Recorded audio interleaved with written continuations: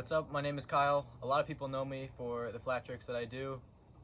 My Instagram is @iskialot. Today I'm going to be reviewing a scooter sent to me by Playshion scooters. They were nice enough to send me a scooter, so you should definitely follow them on all platforms, as well as check them out and check out their scooters, because I will be reviewing one today and you will see that it is pretty good. I don't really do these reviews too often, but I thought this one was definitely going to be worth reviewing. And this was definitely worth showing you guys because I wish I knew this existed when I started riding scooters. So here's the box. I'm going to open it real quick and show you guys what's inside. Alright, so here's the scooter. It looks pretty good. So before I mention any of my first thoughts about this scooter or what I think of it, I just want to mention that this scooter was $70 total. So let me remind you that the cheapest aftermarket deck is about $80, or depending what site you're getting it on, usually about $80, $90. So the price of this scooter, this whole scooter, is cheaper than one deck aftermarket, which I think is pretty good. And if you're like me and you're not rich and you're just looking for a scooter to ride, this is definitely a great option for you. For $70, I was thinking I was gonna get a threaded headset or some weird headset and some plastic core wheels or something, but actually that's not the case. With this scooter you get an integrated HIC headset, which is amazing for a cheap scooter, especially for a scooter that price is absolutely phenomenal. And also you get metal core wheels, which is really good quality. Like, I'm surprised how much of a deal you're getting with this scooter. Like, the quality for $70 is just unreal. And also some of my other first opinions was the colors. Obviously that's the first thing you see when you open a box, and I think they did the colors pretty good here. You have a white and black on the grip tape, white and black on the grips up here. The rest of the scooter is pretty much blacked out, some neochrome to mix it up. I think it's pretty good. I think they did it right. Also, I really like this scooter's design here. They didn't just go with the plain head tube and a plain deck. They actually did put some design work into it, and I think it looks pretty good. It's it's not too complicated. It's not too simple. It's just in that perfect range, I think, where it looks great. Here's the bottom of the deck, which I also found was very cool. You have like these two little holes here.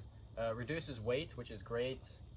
The head tube, again, you have two holes in here, which are very good for reducing weight. As you guys know, I ride flat, so having a light scooter is very essential for my riding and a lot of other people's riding. So I think that is very good that they did that. 6mm bolts for the clamp up here. That's really good. It means you're not going to strip your bolts as easy, and I find that as always to be a plus.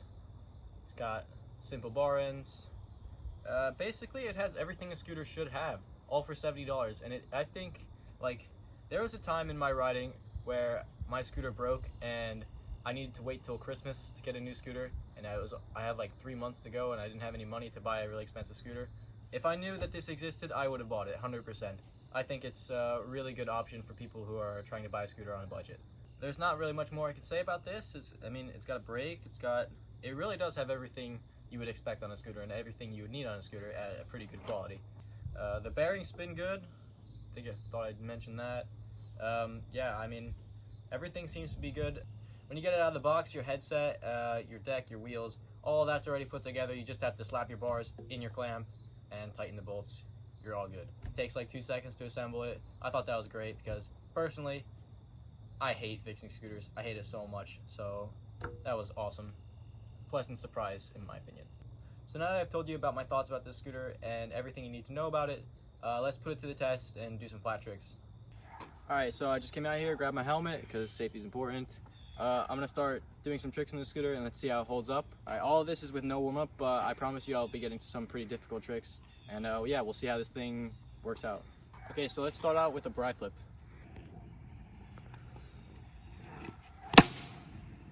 Not bad. Okay, so now let's do an inward bride flip.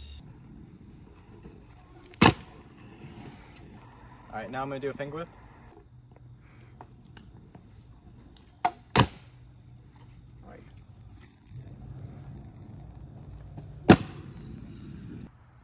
Okay, so now that I've had a warm-up, now let's try some pretty difficult tricks.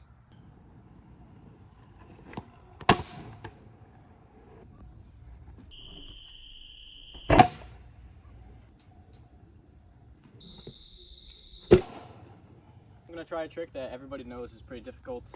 I'm going to be trying a dono flip, which is this. It's, yeah, pretty difficult if you know what it is. So let's try that.